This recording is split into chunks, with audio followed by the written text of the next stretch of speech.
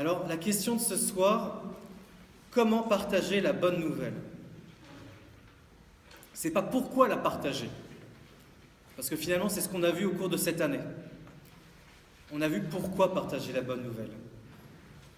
Bien sûr, parce que c'est le commandement de Jésus, mais surtout parce que si nous avons choisi de commencer à marcher avec Jésus, on voit qu'on ne peut pas s'empêcher de témoigner.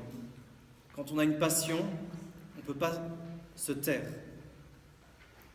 C'est pas possible. Ceux qui vont regarder France-Angleterre ce soir, voilà, s'il y a un but de leur équipe, voilà, ils ne vont pas rester comme ça, demander s'ils peuvent s'asseoir ou se mettre debout. Non, ça va jaillir.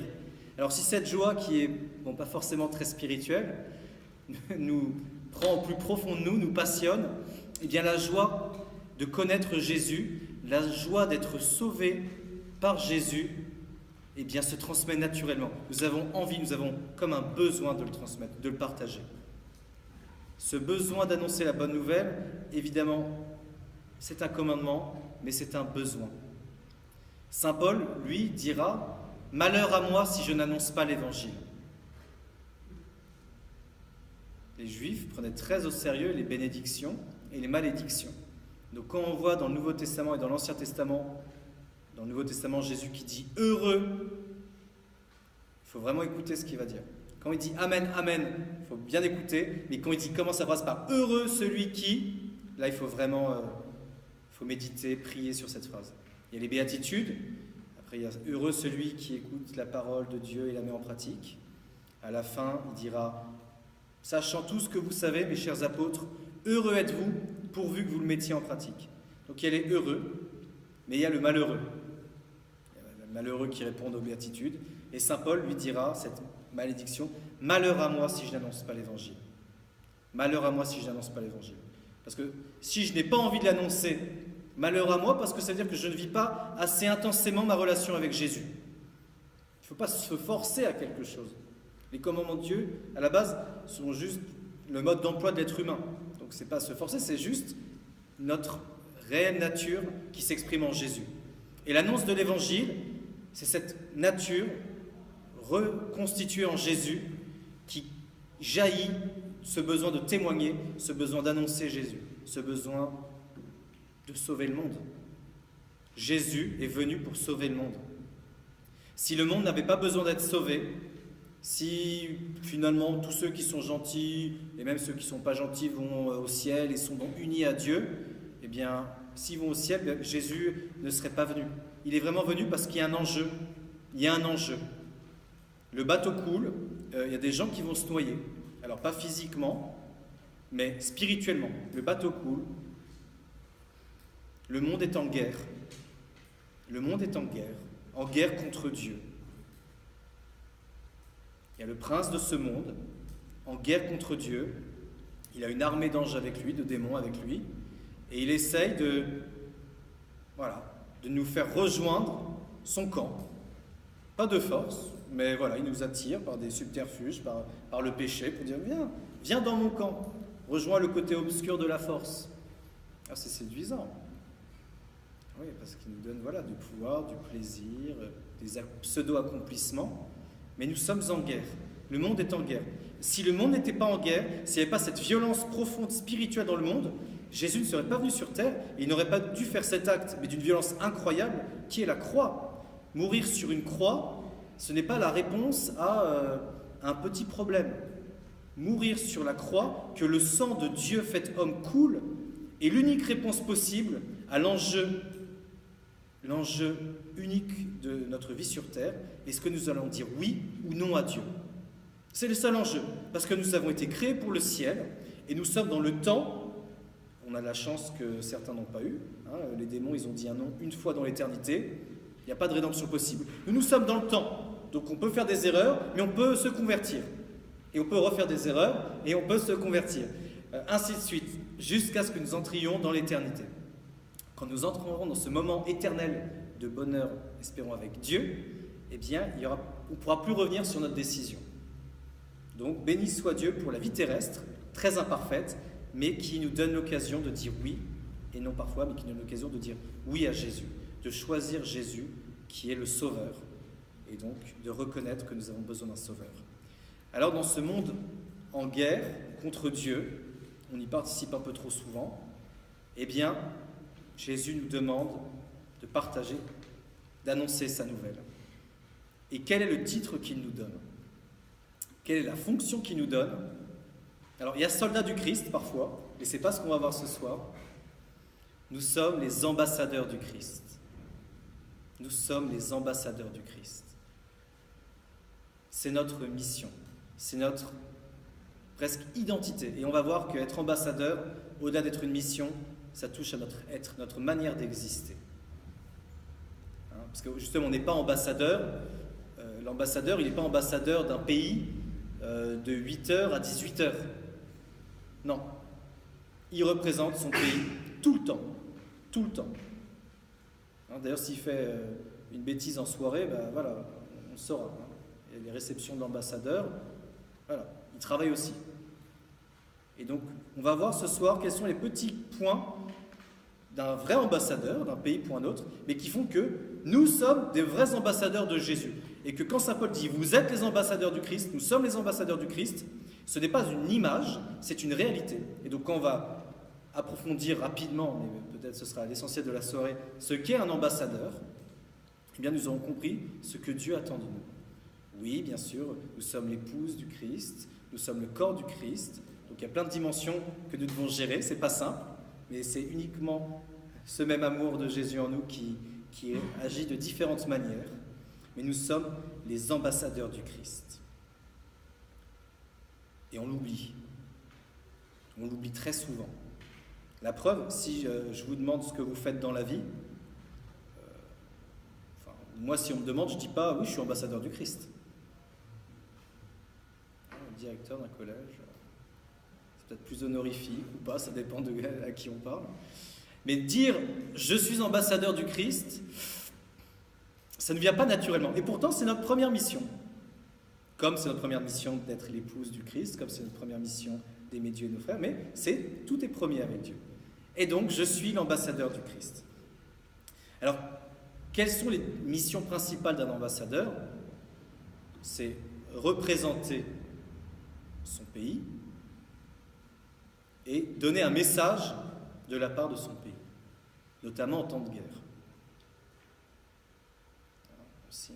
On donne des messages, on signe des traités. Mais c'est d'abord, dans nos mouvements, dans nos actions, représenter un pays. Et une bonne nouvelle, c'est depuis que nous avons décidé de suivre Jésus, nous avons un autre passeport. Nous avons un deuxième passeport. C'est le passeport pour le ciel. Depuis que nous avons donné notre vie à Jésus, que nous avons dit « Seigneur Jésus, je veux te suivre, je veux te mettre en numéro 1 dans ma vie », eh bien, on a ce passeport. Nous sommes fils de Dieu, baptisés fils de Dieu, amis de Dieu, et Dieu nous donne accès au ciel. C'est une bonne nouvelle, parce que des visas qui sont plus compliqués à avoir. Je me rappelle, la Syrie, c'était pas simple. Mais celui pour le ciel, ce passeport qui nous donne un accès intégral et direct, maintenant, c'est la foi en Jésus. Et nous avons ce passeport, c'est bien, sauf que je crois que les ambassadeurs, alors il y a les ambassades et les consulats, mais qu'est-ce qu'ils font? Alors oui, ils sont contents parce qu'ils sont dans leur pays à l'étranger, c'est très bien, comme ça quand on entre dans une ambassade, on est déjà dans le sol national, mais ils donnent des passeports aussi, ils donnent des visas. Et ça, c'est une mission, voilà, du consulat du ciel dont nous faisons partie. C'est-à-dire que oui, super, nous avons notre passeport pour le ciel, nous avons accès en Jésus à la vie éternelle, en Dieu, et Dieu soit loué pour ça, mais nous avons une mission de donner des visas à ceux qui le demandent. Et même d'ailleurs, finalement, même à ceux qui ne le demandent pas au début, quoi. On distribue gratuitement, on sème. Je ne sais pas s'il y a beaucoup de consulats qui font ça. Ouais, c'est un peu étrange. Alors, pourquoi ils donnent des passeports? Tout simplement parce qu'ils représentent leur pays dans un autre. Et ça, c'est un point très important de notre vie. Nous sommes en exil. Nous ne sommes pas dans notre pays. Parce que nous sommes... Désolé, alors. Je vais le dire, mais ça demande un peu plus de travail. Mais notre première cité, notre première patrie, notre première citoyenneté, qui ne s'oppose pas avec notre citoyenneté, l'autre, mais nous sommes citoyens des cieux. Nous sommes citoyens des cieux, nous dit saint Paul. Notre patrie, là où nous sommes chez nous, c'est le ciel, c'est la présence de Dieu, c'est la vie éternelle. Saint Paul le dit bien, alors lui était citoyen romain, et ça voulait dire énormément d'être citoyen romain, surtout à l'époque. Ça voulait dire qu'il n'avait pas le droit de se faire arrêter et battre sans raison, qu'il pouvait en appeler au jugement de l'empereur. Donc il sait très bien ce que c'est que la citoyenneté, il sait très bien ce que c'est que la vie politique, il la respecte infiniment, il respectait tous les ordres hiérarchiques de la politique, mais il a dit, nous sommes citoyens des cieux. Notre patrie, c'est le ciel, c'est Jésus. Et nous sommes donc en exil sur cette terre. C'est vrai, on va passer beaucoup plus de temps au ciel que sur terre. Parce que là, bon, maximum, on va dire 150 ans, 200 ans peut-être un jour, mais par rapport à l'éternité, c'est très peu.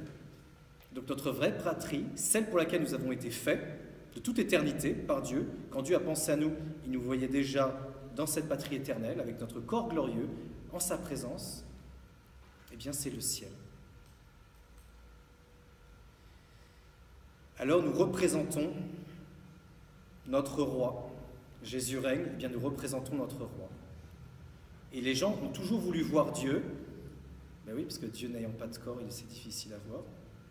Même Philippe disait, mais Jésus, montre-nous le Père, montre-nous Dieu, et cela nous suffit. Et Jésus lui dit, mais il y a si longtemps que je suis avec vous, et tu ne comprends toujours pas. Qui me voit, voit le Père. C'est magnifique, ça, moi, bien sûr qu'on s'imagine. Parce que grâce à Jésus, ce que Jésus a fait, c'est Dieu qui le fait.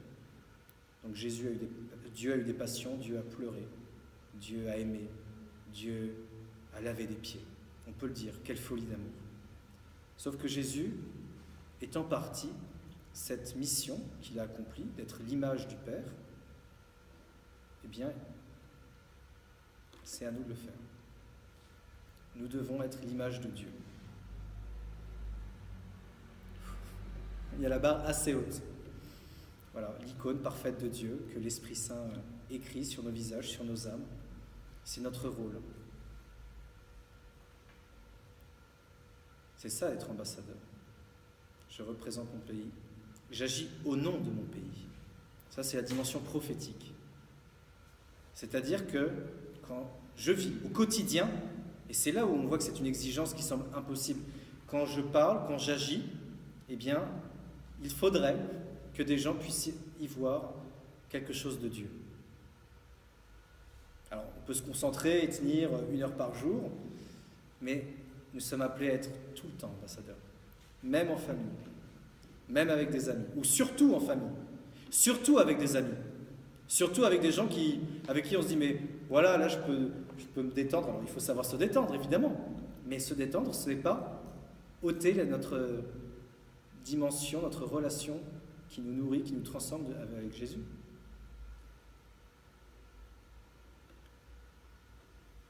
Qui me voit, voit le Père. Alors il ne faut pas non plus se forcer à être parfait que extérieurement.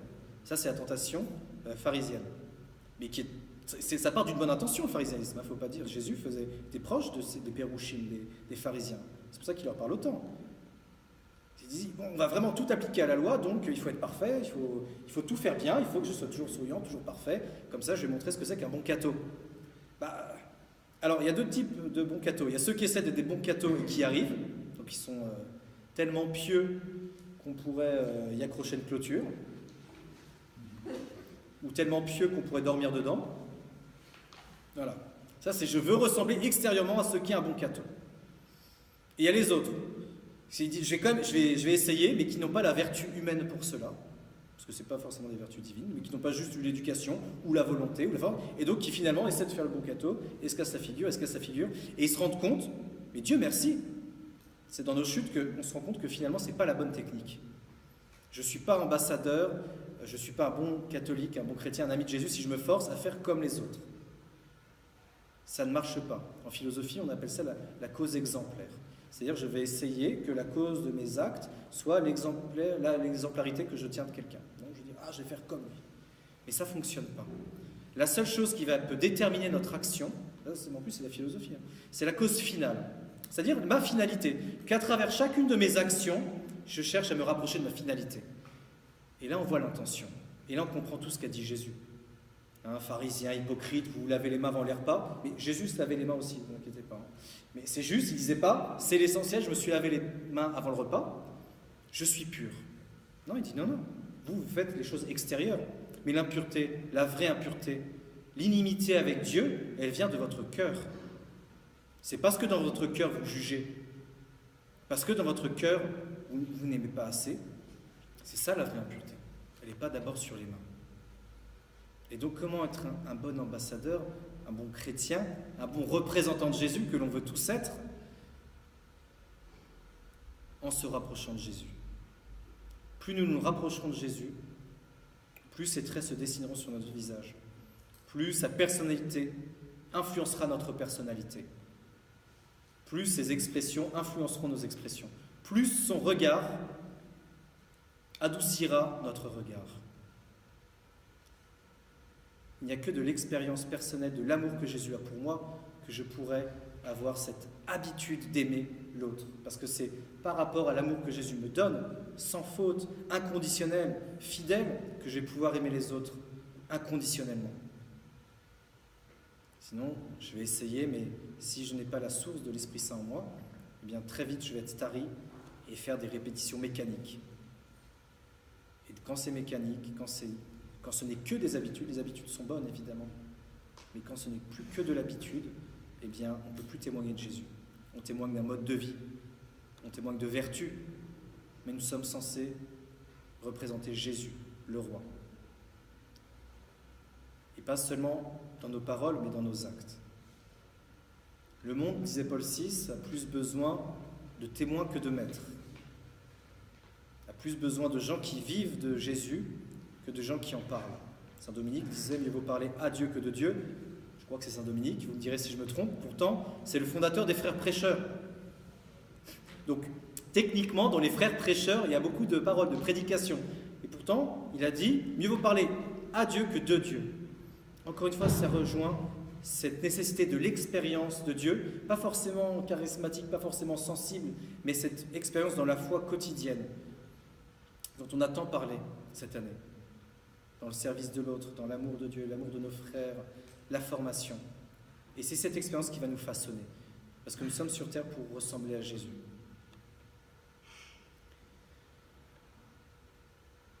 Voilà, on ressemble à Jésus en aimant les autres et en aimant Dieu. Et on apprend à aimer comme lui, grâce à lui dans la prière et dans sa parole. Et le message de Dieu, il est très important. Donc nous représentons Jésus et nous donnons un message. Regardez tout ce que font les ambassades. Alors, on peut dire qu'elles ne servent pas à grand-chose en temps de paix. Mais ça tombe bien, ou pas, mais nous ne sommes pas en temps de paix spirituelle. Ce monde est en guerre contre Dieu. Les hommes sont en guerre contre Dieu. Je suis en guerre contre Dieu souvent. Je ne veux pas, mais dans mes actes, je chasse la royauté de Dieu de mon âme, de mon cœur. Je dépossède Dieu de mon corps, de mon âme, en posant des actes qui s'opposent à lui. Et je peux dire, mais j'ai pas envie, je regrette, mais je le fais. Par des actes, par des pensées, par des paroles, par des omissions, je rejette Dieu de ma vie. Je le chasse de mon territoire. Alors Dieu merci, nous avons son amour infini, inconditionnel. La confession, la miséricorde de Dieu. Où Dieu à chaque fois reprend le terrain sur notre âme, sur notre cœur, sur notre corps, reprend le terrain. Mais donc ce monde étant en guerre, nous avons un vrai rôle d'ambassadeur, nous avons un message à donner. Pourquoi ? Parce que tout simplement les communications entre Dieu et les hommes ont été rompues. Enfin, je pense que vous êtes au courant. Les gens n'entendent pas Dieu, ne veulent pas écouter Dieu, ne veulent pas lire sa parole, ne sont pas intéressés pour beaucoup de raisons, certaines très légitimes, mais finalement, on a toujours une bonne raison de s'éloigner de Dieu. Ça s'appelle le péché.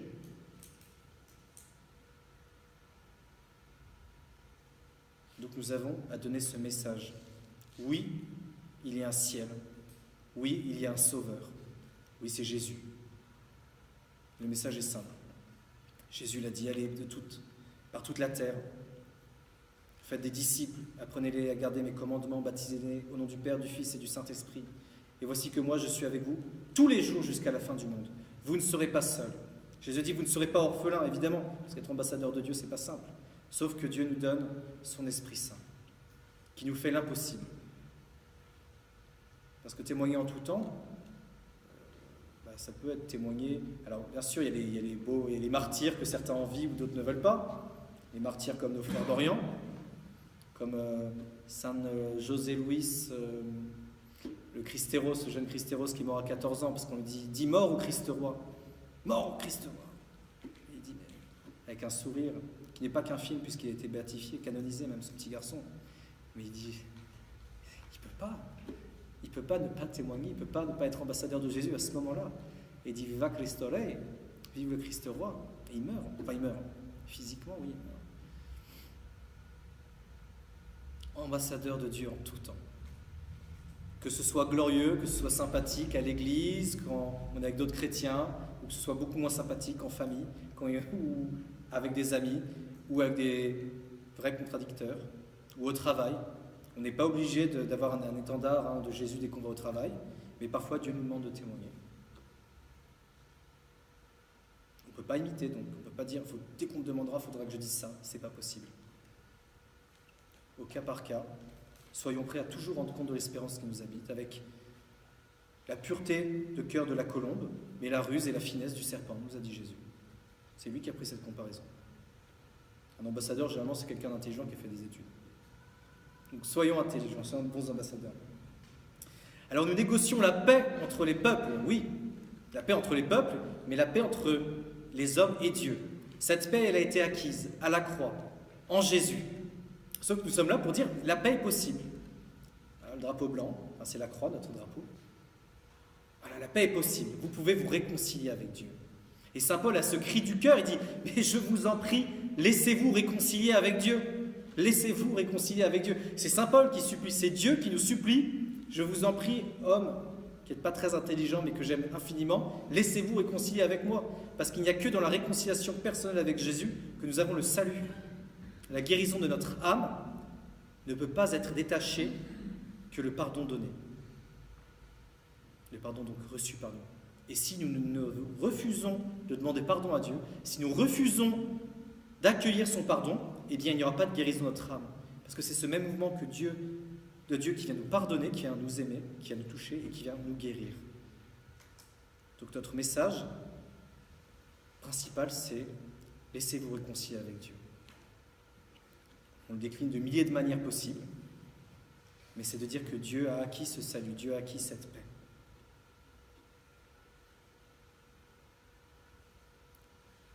Voilà, alors, pour être un bon ambassadeur de cette bonne nouvelle, un bon ambassadeur du Christ,